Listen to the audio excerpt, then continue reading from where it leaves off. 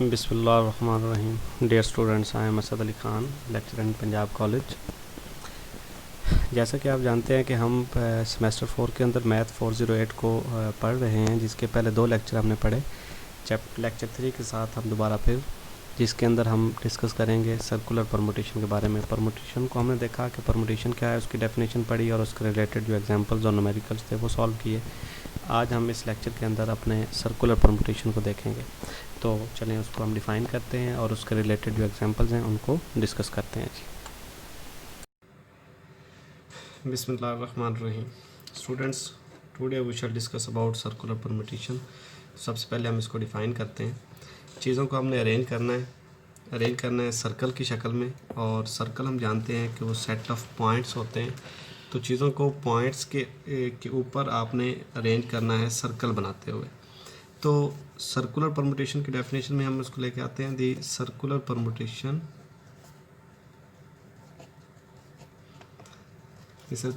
Of things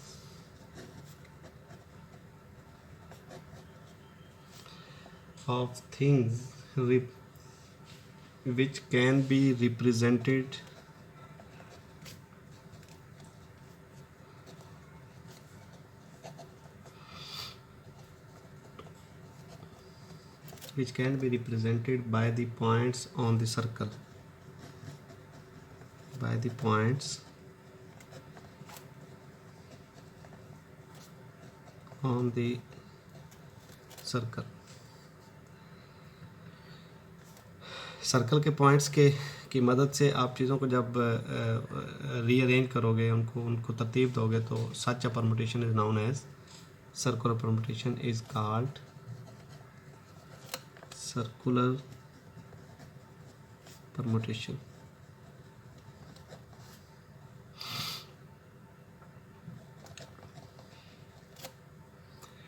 इसमें कुछ फार्मूले हमने ड्राइव करने हैं। परमुटेशन का फार्मूला हमने पढ़ा हुआ है कि NPR is equal to n factorial over n minus r factorial. या आपके पास अगर परमुटेशन लीनियर परमुटेशन है, चलें जी इसमें थोड़ी सी बात हम देखते हैं कि ये एक सर्कल है, आपके पास कुछ ऑब्जेक्ट्स हैं। फॉर एग्जांपल ऑब्जेक्ट्स हम सपोज कर लेते हैं कि वो 6 हैं, जिनको आपने सर्कल की शक्ल में अरेंज करना है। हम सर्कल बनाते हैं।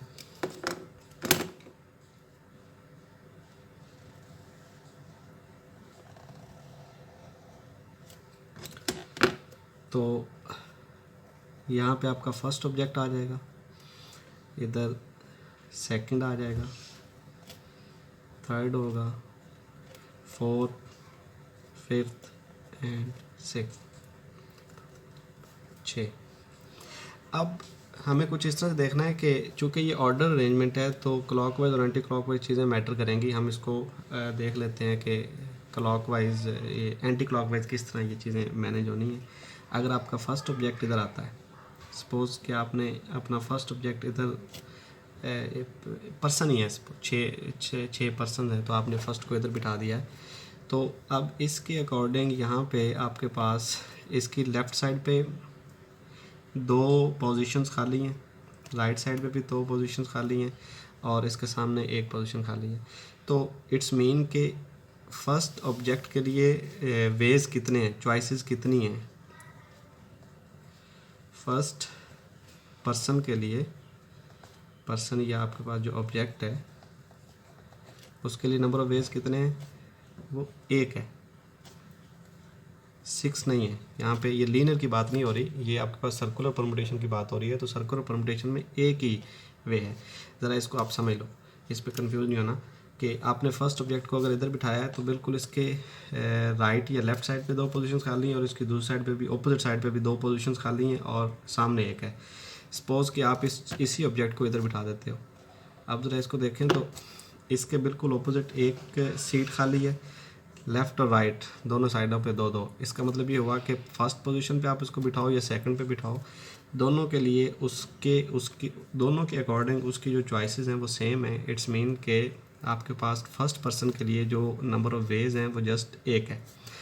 अब इसके बाद सेकंड, पर्सन के लिए नंबर ऑफ वेज कितने हैं। अब जब आपने इसको यहाँ पे फिक्स कर दिया तो अब जो सेकंड ऑब्जेक्ट है वो इन पांचों में से कहीं भी आप उसको बिठा सकते हो।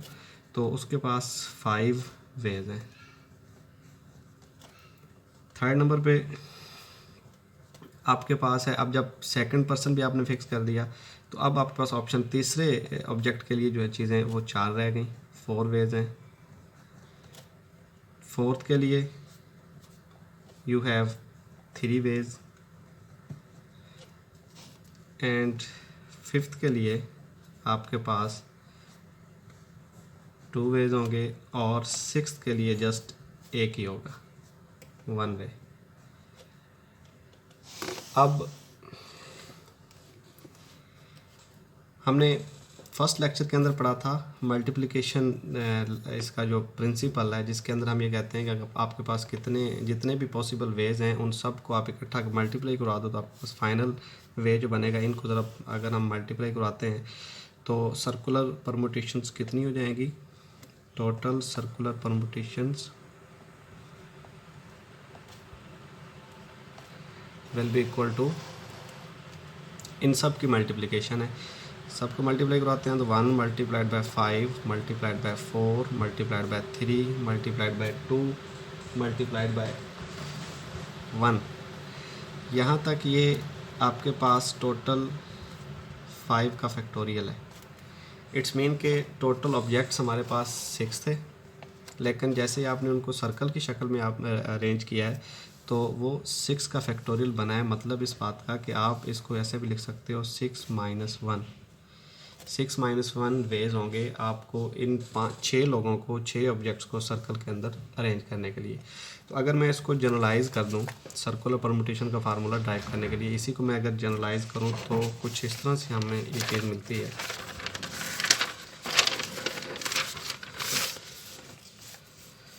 अब हमारे पास टोटल ऑब्जेक्ट्स होंगे, total objects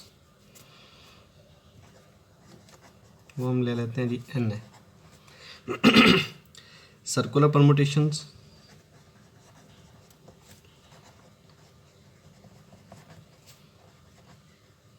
of n objects will be equal to n minus 1 factorial. एक नंबर आपने कम करना होता है क्योंकि फर्स्ट पर्सन के लिए जो प्लेस है वो जस्ट 1 होती है, बाकी के लिए आपके पास पॉसिबिलिटीज़ वो मैक्सिमम होती हैं। एक मतलब हमें टोटल कम करके उसको ड्राइव कर लेना होता है। अब इसी चीज़ को आगे लेके चलते हैं, हम कुछ डायरेक्ट फार्मूले बनाते हैं लिविंग और नॉन लिविंग। मतलब ये चीज़ें ये आप यूज़ कर सकते हो लिविंग थिंग्स के लिए, और अगर आपके पास नॉन लिविंग थिंग्स हैं तो कुछ इस तरह से आप उसको देखोगे। नंबर 2 पे हम बात करते हैं number of circular permutation of n different objects when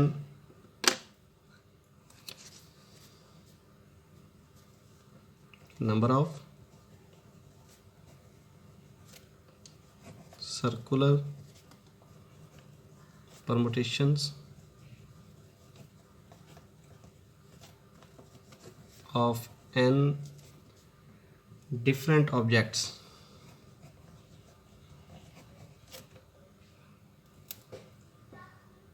when observations can be made from both sides, when observations can be made on both sides।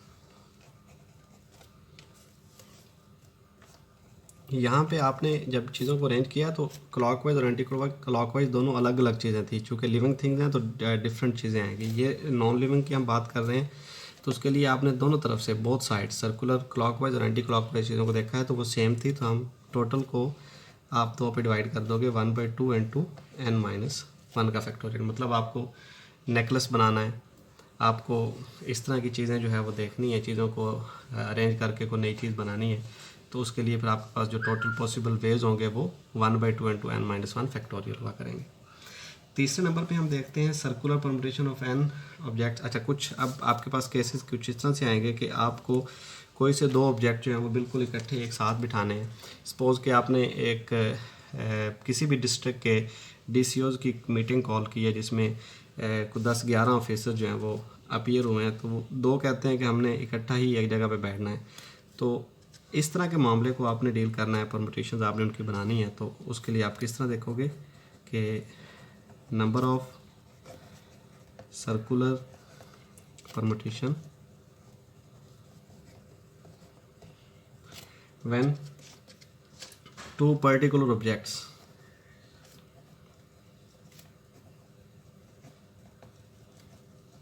objects are together।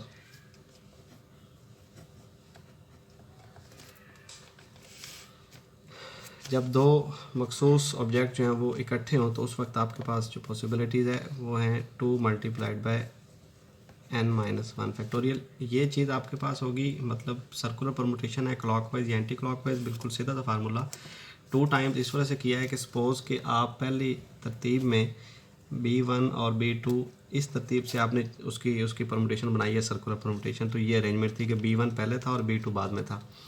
दूसरे नंबर पे अब आप इसकी जगह इन दोनों की आपस में जगह बदल सकते हैं, मतलब यहाँ पे इन दोनों की जो परमुटेशन है वो 2 टाइम्स है, B2 और B1, तो यहाँ पे आपको 2 पॉसिबिलिटीज़ मिलेगी, इस वजह से आपने इसको 2 टाइम्स कर दिया, 2 मल्टीप्लाइड बाय n-1 फैक्टोरियल। तीसरे नंबर पे है कि व्हेन n बॉयज़, अच्छा आप कुछ मुख्तलिफ चीज़ों को आपको अरेंज करना होगा, तो आप उसको देखोगे। सपोज़ कि आपके पास m बॉयज़ हैं एंड n गर्ल्स हैं, आपने उनको तरतीब देना है अल्टरनेटिंग वे में। Are sitting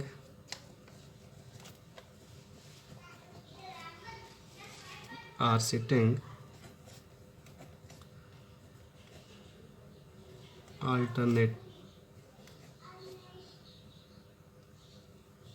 way.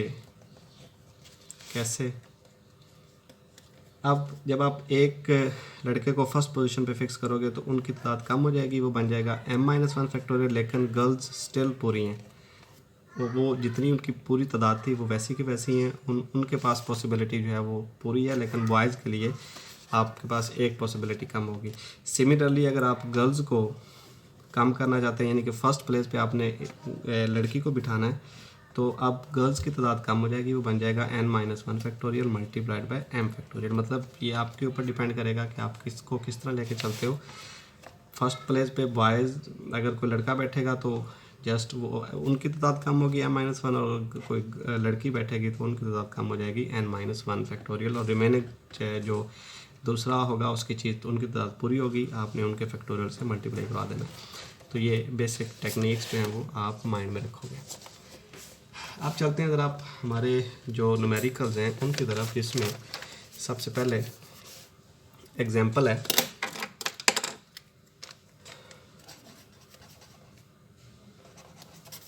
1.3.2। एग्जांपल की स्टेटमेंट है कुछ इस तरह से कि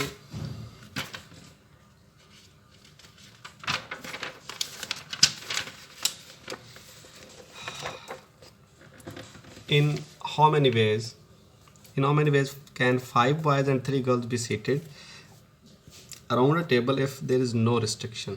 मतलब टोटल नंबर ऑफ बॉयज़ आपके पास 5 हैं और गर्ल्स जो हैं वो 3 हैं। पहला इसका पार्ट है कि आप पे कोई रिस्ट्रिक्शन नहीं है। चलें देखो जी, इसमें बॉयज़ टोटल कितने, नंबर ऑफ बॉयज़ 5, गर्ल्स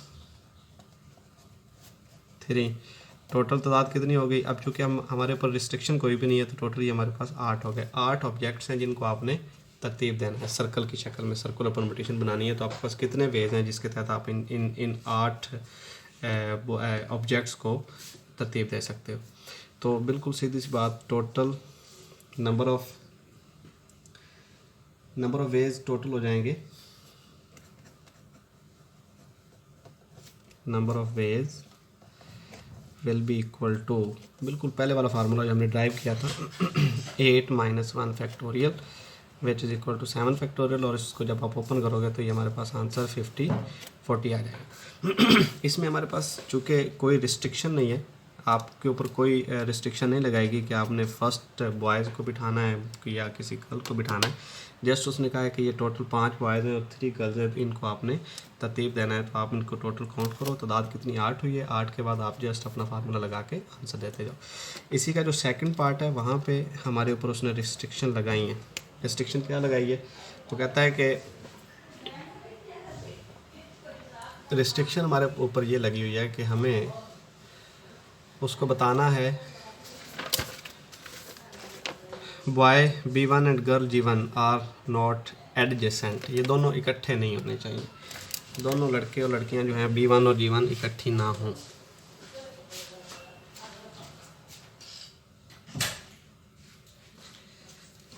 हमारे पास अब पॉसिबिलिटी है कि हम वो तमाम, ये टोटल अरेंजमेंट्स हैं, इसे भी आपने याद रखना है, ये भी हमारे आगे कैलकुलेशन में काम आएगी 50-40।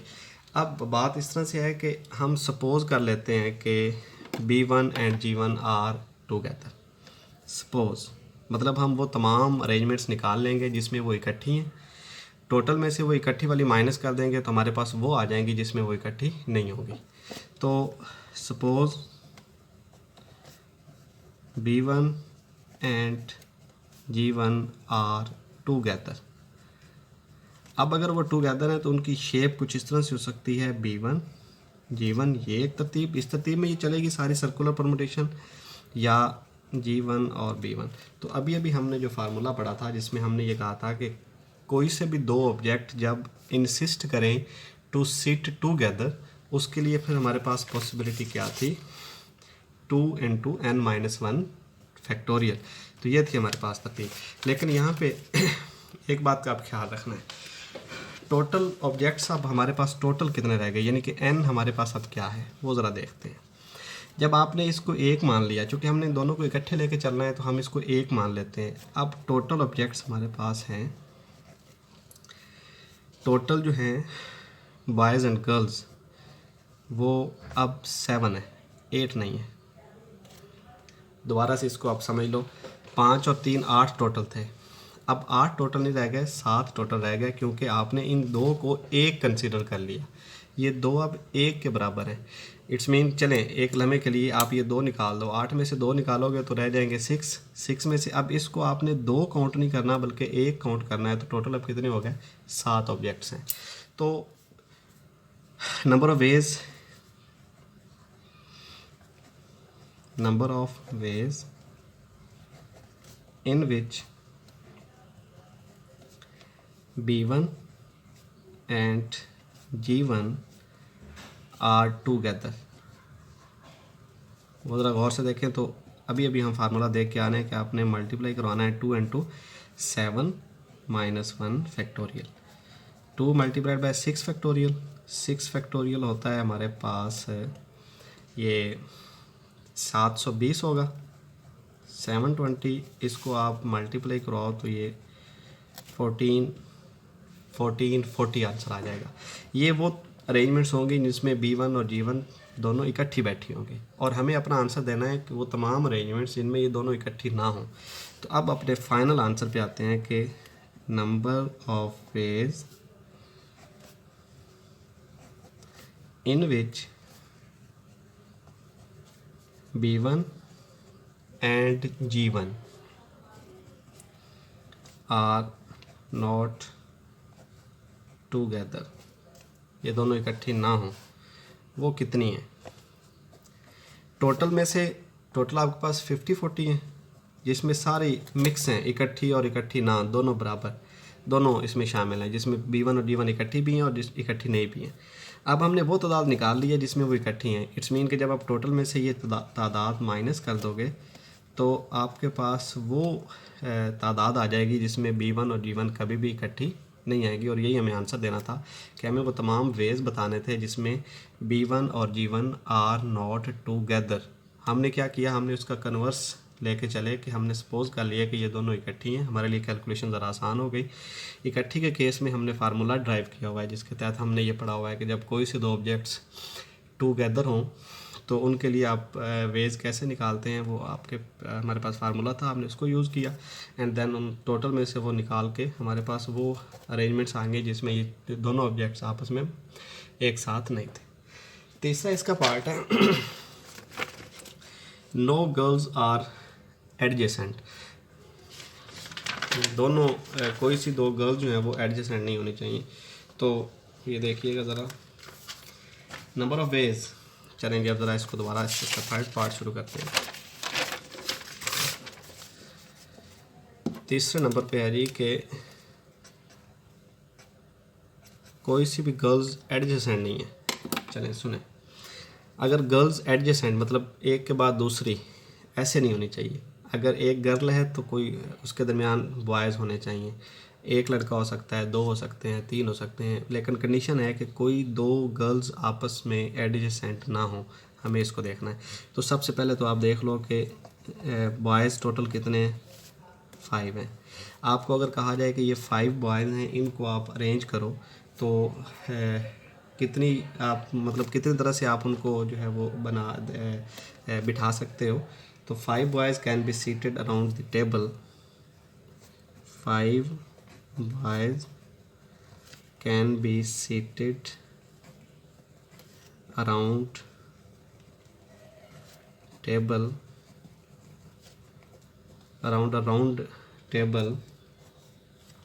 वो हमने अभी पढ़ा formula 5 - 1 factorial which is equal to 4 factorial, जिसको हम कहते हैं कि ये 24 के बराबर है। आपने इसका फैक्टोरियल कैलकुलेटर से ओपन कर लेना है।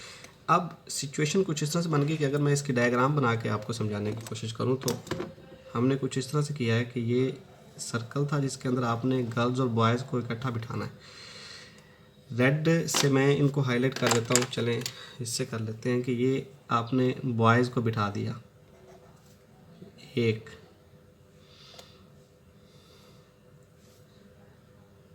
2 3 4 और 5, ये 5 लड़के आपने बिठा दिए। यहाँ पे ये B1 है, ये B2 है, ये B3 है, यहाँ पे B4 है और यहाँ पे B5 है। अब गर्ल्स ने इनके दरमियान आके बैठना है। चूँकि आपने दो गर्ल्स को एडजेसेंट नहीं होने देना, तो आप यहाँ पे एक गर्ल आएगी, यहाँ पे दूसरी गर्ल आएगी। चले मैं यहाँ पे इसको भी हाईलाइट कर देता हूँ कि ये आपके पास यहाँ पे G1 होगी, यहाँ पे G2 होगी, इधर G3 होगी, इधर G4 होगी और इधर G5 होगी। चलें ये G1 है, ये G2 है, यहाँ पे G3 है और यहाँ पे G4 है और यहाँ पे G5 है। अब ज़रा देखिएगा कि बॉयज़ की तरतीब तो आपके पास ये 24 पड़ी हैं, ये हम पहले से निकाल चुके हैं। अब आते हैं गर्ल्स की अरेंजमेंट के ऊपर। तो ये जो G1 है, G1 के लिए कितने ऑप्शंस हैं, मतलब कितनी प्लेसेस हैं इनिशियली इसे बैठने के लिए। तो यहाँ पे हम लिखते हैं कि number of places for G1, number of places for G1। ज़रा गौर से देखें तो यहाँ पे आपको पता चलेगा कि G1 इस पोजीशन पे भी बैठ सकती है, G1 इधर भी आ सकती है, G1 इधर भी आ सकती है, G1 इधर भी आ सकती है, G1 इधर भी आ सकती है, कोई रिस्ट्रिक्शन नहीं है। इट्स मीन कि 5 ऑप्शन हुए उसके पास। Similarly number of ways, number of places for G2। अब एक गर्ल यहाँ पे फिक्स हो गई, यानी कि G1 यहाँ पे बैठ चुकी है। अब एक तो लड़कियों की तादाद कम हो गई, दूसरा जगह भी कम हो गई। ये एक प्लेस यहाँ पे बाकी है, दूसरी यहाँ पे बाकी है, तीसरी यहाँ पे बाकी है, चौथी यहाँ पे बाकी है। तो 4 प्लेसेस होंगी G2 के लिए। अब number of places for G3, तो G3 के लिए आपके पास नंबर ऑफ़ प्लेसेस वो 3 होंगी। इसी तरह अब चूँकि टोटल गर्ल्स 3 है तो आपने तीनों को बिठा दिया। अब बाय मल्टीप्लिकेशन प्रिंसिपल इन सब को मल्टीप्लाई करवा दो by MP, we have desired number of ways, desired number of ways will be equal to 24 boys की तरतीब और फिर इन गर्ल्स की 5 × 4 × 3। After multiplication you will get the answer 14 40। तो इतनी तरतीब, ये इतने वेज होंगे आपके पास जिसमें कोई भी गर्ल जो है वो एडजेसेंट नहीं आएगी, बॉयज़ के दरमियान बैठेगी। एक गर्ल, एक लड़का, एक लड़की, एक लड़का, इस तरह से। तो यहाँ पे आपकी एग्जांपल 3 जो है वो कंप्लीट होती है।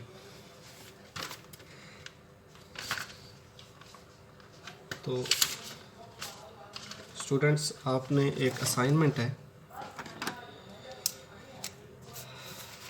एक छोटी सी एग्जांपल असाइनमेंट के तौर पे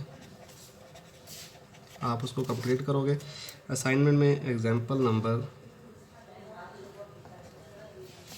1.3.3 है, इसको आपने असाइनमेंट मुकम्मल कर लेना। ये बिल्कुल छोटा सा न्यूमेरिकल है जिसको आप देखोगे। इसमें भी वो वही कहता है कि find the number of ways to seat N married couples around a table in each of the following cases, man and women alternate. बिल्कुल सिंपल सीधी सी बात है कि आपके पास एन मैरिड कपल्स हैं, तो मतलब एक लड़का है और एक लड़की है, ये कपल हुआ। आपने उनको अरेंज करना है जिसमें मैन एंड वुमेन अल्टरनेट, लड़का और लड़की अपनी जगह बदल के बैठे हैं। तो इसका बिल्कुल पहला जो आंसर है, ये जो मैंने आपको फार्मूला ड्राइव करके दिया कि अगर आपने अल्टरनेट वे में गर्ल्स और बॉयज़ को बिठाना है, तो अब देखें एन हमारे जो आपकी जो एग्जांपल है जो आपने असाइनमेंट मुझे जमा करवानी है, उसमें एम बॉयज़ हैं और सॉरी एन बॉयज़ हैं और एन ही गर्ल्स हैं। इट्स मीन कि यहाँ पे क्या होगा, n-1 factorial multiplied by n factorial. Similarly उसका सेकंड पार्ट है, वो आप उसका आंसर करोगे। तो ये असाइनमेंट आपने मुकम्मल करनी है। यहाँ पे आपका ये लेक्चर मुकम्मल होता है। इंशाल्लाह नेक्स्ट लेक्चर के अंदर हम अपना नेक्स्ट टॉपिक जो कॉम्बिनेशन है उसको शुरू करेंगे। तब तक के लिए अल्लाह हाफिज़।